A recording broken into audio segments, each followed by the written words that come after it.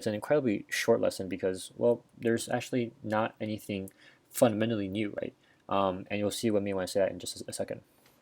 Okay, so today we're talking about methods. We're talking about how to make, access, and run a method. And lastly, we're going to be talking to something. We're going to be talking about something in JavaScript called this, THIS. So what is a method? Methods are actions you can perform on a value. Well, okay, what does that actually mean? And it's actually a little bit of it's a little bit of a, it's almost like a semantic thing, right? What is a method? A method is a function, okay? A method is just a function, right? If on line 1 there, if I said functions are actions that you can perform on a value, well, that also makes perfect sense, right? Functions are indeed that. So before we go any further, I know that the terminology of a method may sound intimidating, but don't think of it as a method. Just think of it as a function, okay? They're the same thing, except for one kind of almost categorical difference. The difference between a method and a function is that, well, methods are actually associated with objects. So today, for the next few, or at least for the next few minutes, we're going to be talking about what makes these functions unique and why we choose to call them a method. So here, on line 8, I have an array, right? And I call it, I have a variable called countries, and the value for it is an array with 4 strings in it, representing 4 countries. If I do countries.index of Brazil, notice how one of the things that we've taken so far for granted when we covered our array section is, hey, arrays have a bunch of functions that are built into arrays. As in, I didn't have to create the dot index of function myself, right? I just created an array on line 8, and then on line 9, I started using dot index of. This kind of, if we just kind of think about that for a second, what does that really mean?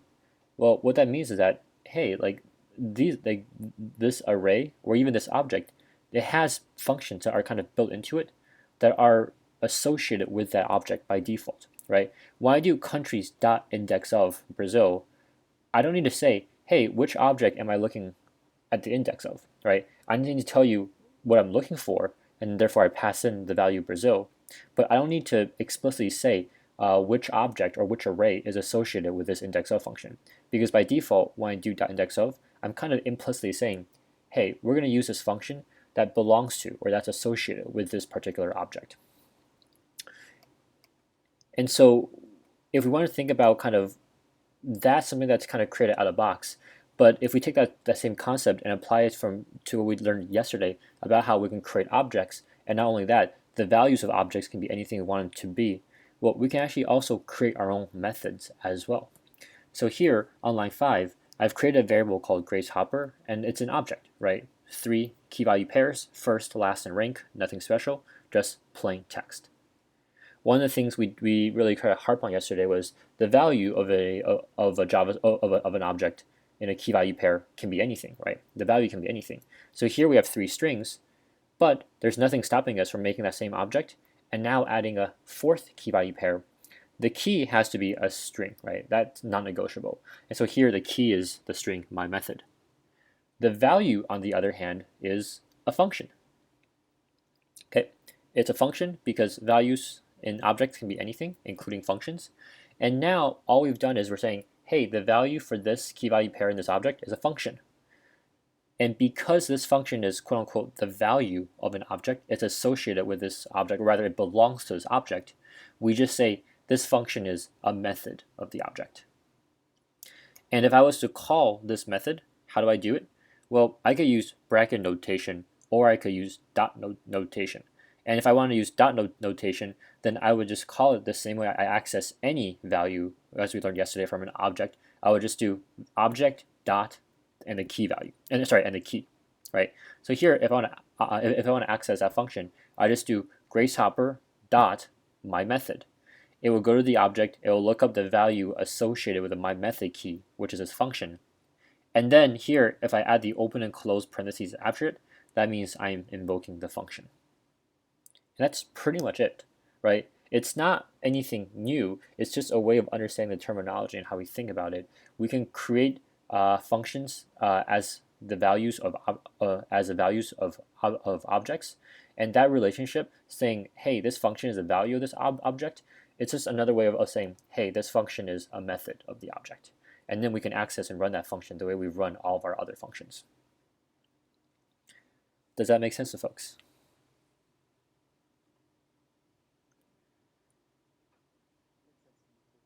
Cool.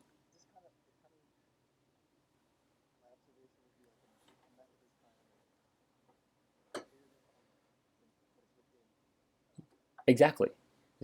A function is a method. Sorry, a method is a function that just belongs to an object. Catherine, Irina, how do you guys feel about this, or how did you feel about this?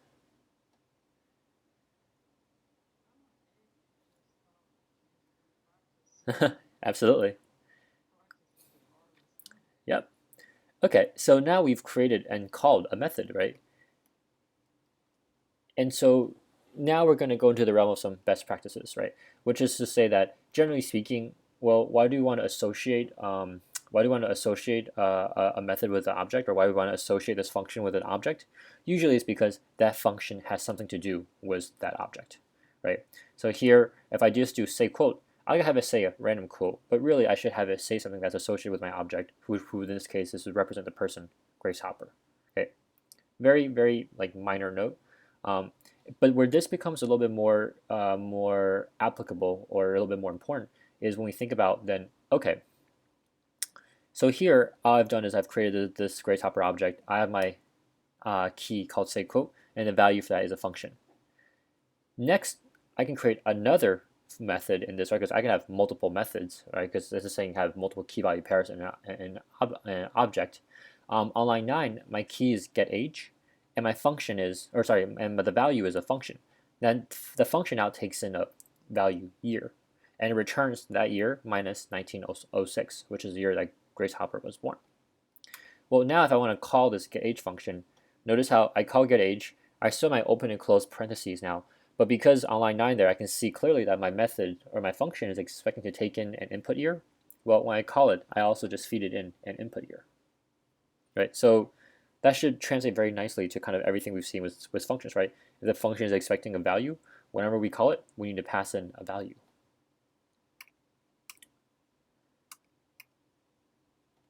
Okay, so here, same exact idea. I have a key called greet, and the value for that greet key is a function that takes in a name, and I say hi name. I am Rear Admiral Hopper.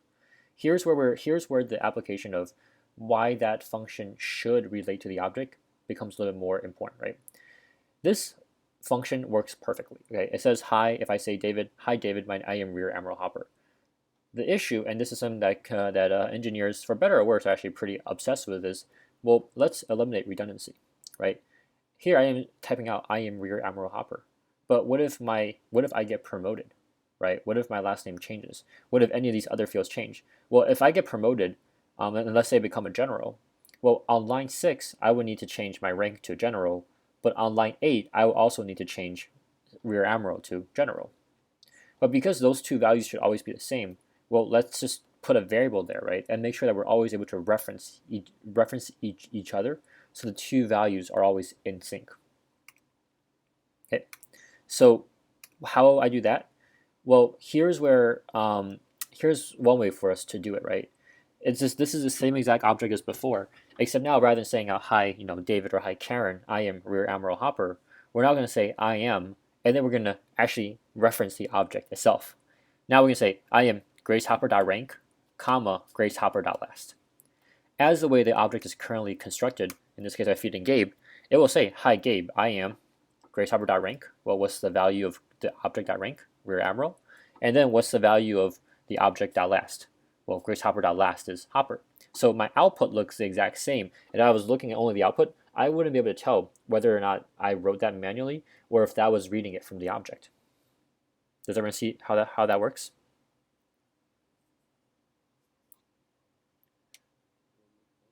Yep.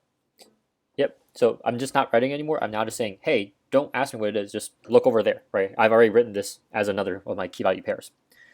Well, as you can imagine, one other thing here is, well, I'm actually typing out the name of my object several times. I'm doing GraceHopper.rank, GraceHopper.last, right? What if I'm looking at multiple objects? What if I want to minimize that confusion? Well, that's where the concept of this, THIS, comes in. And in addition to being a little bit confusing to explain, it's also really hard to explain because once you start explaining this, you'll realize how often you use the word this in the English language and how impractical it is to talk about, as at least from my perspective as an instructor. So JavaScript has a keyword this, THIS. And what that does is if I use it within the context, or if I use it within a method, so if I use it within a function that belongs to an object, this refers to the object that that method belongs to. So if I look at my same exact function from before, rather than saying Grace Hopper dot rank or Grace Hopper dot last, I can actually just write this dot rank and this dot last. When JavaScript sees that, it will say, okay, this function is trying to use this keyword. What is the this for this function? Well, the this for this function is the object that it belongs to. And which object does this function belong to? It belongs to the Grace Hopper object. And so this dot rank becomes Grace Hopper dot rank, and then this dot last becomes Grace Hopper dot last.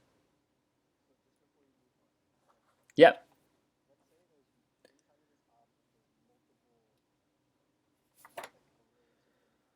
Sure.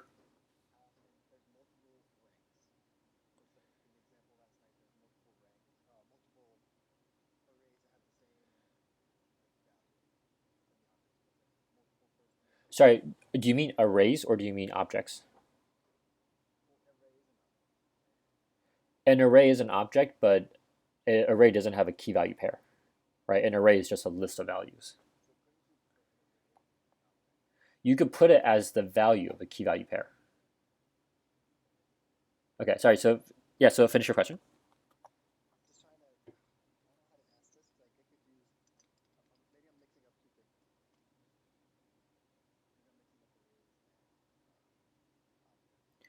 Okay, so what's like the describe for me like what like in your mind clearly you have a thing where like, oh, in this case I don't know what will happen. So like what's that condition for you right now?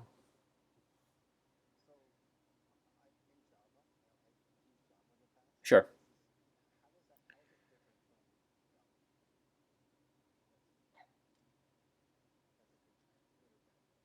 How does what differ from Java? Um, you mean the application of this?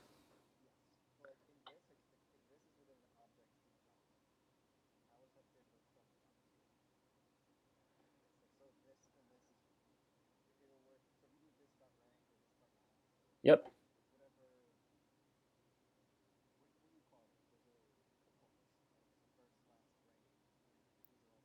Sure. They're keys. They're keys in the object. Yep.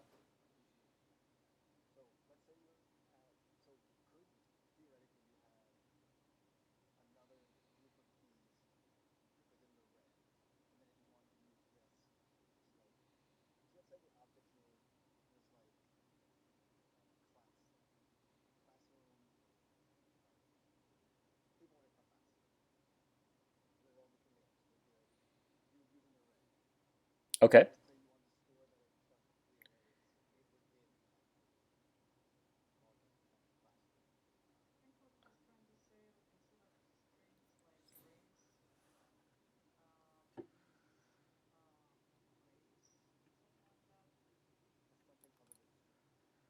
Okay. So let's take a look. So okay. So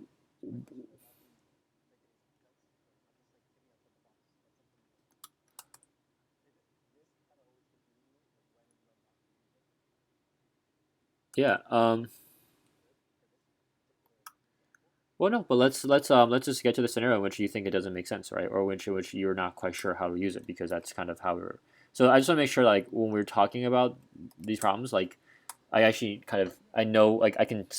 Let's just get to a condition which, like, you're like, you feel like what will happen in this scenario. Okay, so here, if I do this dot rank, you're saying, okay, I can see how this is going to be equal to rear admiral, right?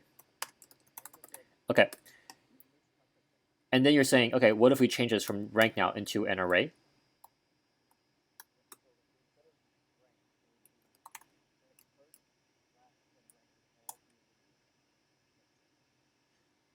First, rank, and last would all be in an array.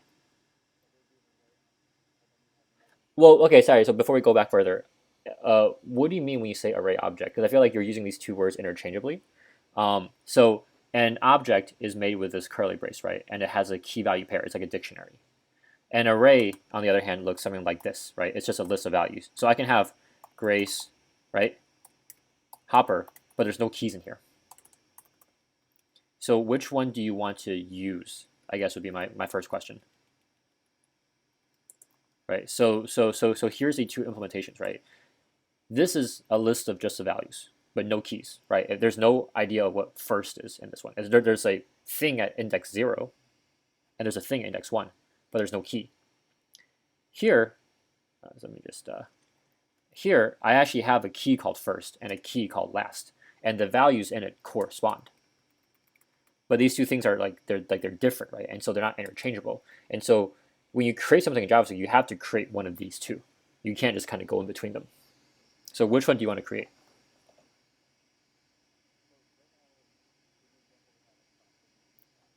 Yep.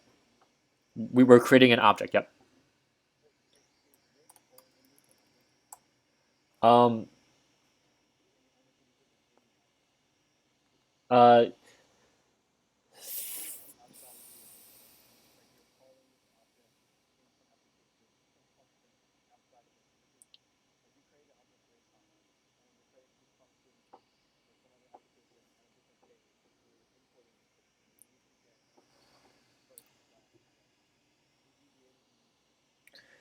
so yeah. So the way I would think about the way that we're going to do today's lesson is we're going to be really clear and say, when I use this within a method, okay?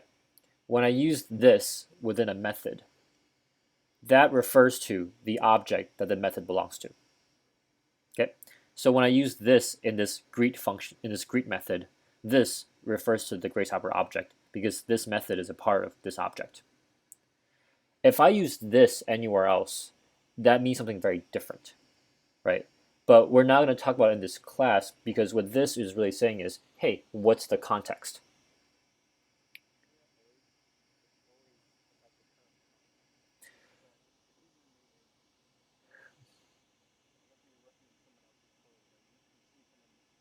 Yep.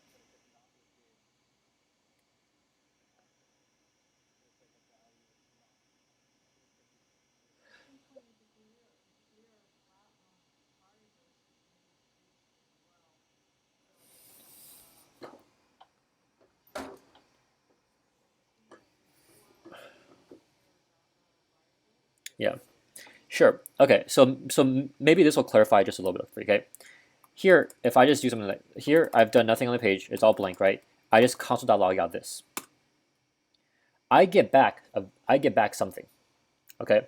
In this case, when I use this on the page as a whole, I get back the global context. Okay. So the one thing, so I think I kind of understand where you're kind of head down. You're asking is, well, hey, when I use this in these scenarios, I get back all these different answers, right? And that's you're absolutely correct. You do, right? But for the purpose of this class, like we're actually not covering, like we're not saying, hey, here's like the end all be all explanation of what this is. What we're saying is when you use this under this very specific context, or under these specific situations, i.e., when you're using it as part of a method, this is what this is referring to. Right. It's a very common term to use to explain verbally, right? But I'm trying to think of an analogy, right? Oh, okay. So let's say I'm trying to use the word score, right? And I'm trying to explain, for example, the game of basketball to you. Well, if I use the word score in the game of basketball, that means, well, I'm saying, hey, it means when the basketball goes through the hoop, right? And you could say, well, David, I've seen score used in other sports, right? It could mean when the puck goes through the net. And I'm saying, yes, there's like a million ways for us to use the word score, right? But we're only talking about the word score in terms of basketball. And so in the world of basketball, that means when the ball goes through the hoop. So here, this is the same idea, right? The word this, I could use it as part of a method. I could also use it just as itself somewhere in the page in the page as a whole, right? And you're right. When I use this under both those situations, they mean something very different. For our particular class today, we're just using this in the context of a method. right? So your question, yeah. So your question is not off. It's just saying like we're not going to talk about those other applications of this, right? Because we when we start learning about this stuff, we kind of need to like everything we teach you in bootcamp prep, and kind of one of the tricky things about it is that like well with everything we teach you, it's kind of like a really like kind of like a really parsed down version of it, right? If you imagine like us teaching you arrays or even us teaching you objects, right? Like there's a million things about arrays and objects that we're not going to cover because it would just like overwhelm you, right? Exactly. And so when we talk something like this is actually extremely complicated. There's a lot of nuance behind it about when you use it and when you know like kind of what it refers to. And ultimately, the kind of crazy thing is you can also manually change your context, right? I can actually say something like, let this equal something else, or sorry, this equals something else, right? Actually, I don't know if I can change it to an array, but I don't know, maybe I could.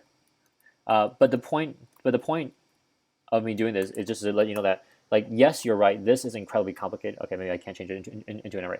Anywho, the point here is to say that when I only use this in the context of an array, sorry, of a method, this refers to the object the function belongs to.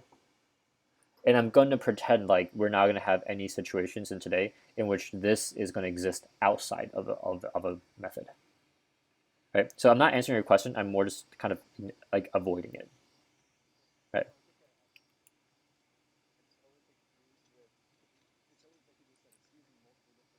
Yep. Yep. Yeah. Yeah. Think. Yeah. Yeah. Yeah. Think of today as a lesson not on this. Today is a lesson on object methods, right? And if this kind of makes a cameo, great. But that's not the focus of the workshop. Yeah. Yeah. No problem. Happy to. Okay.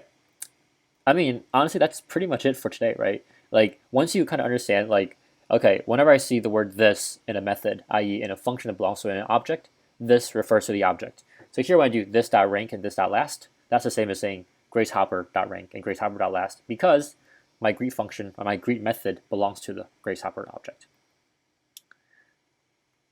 right?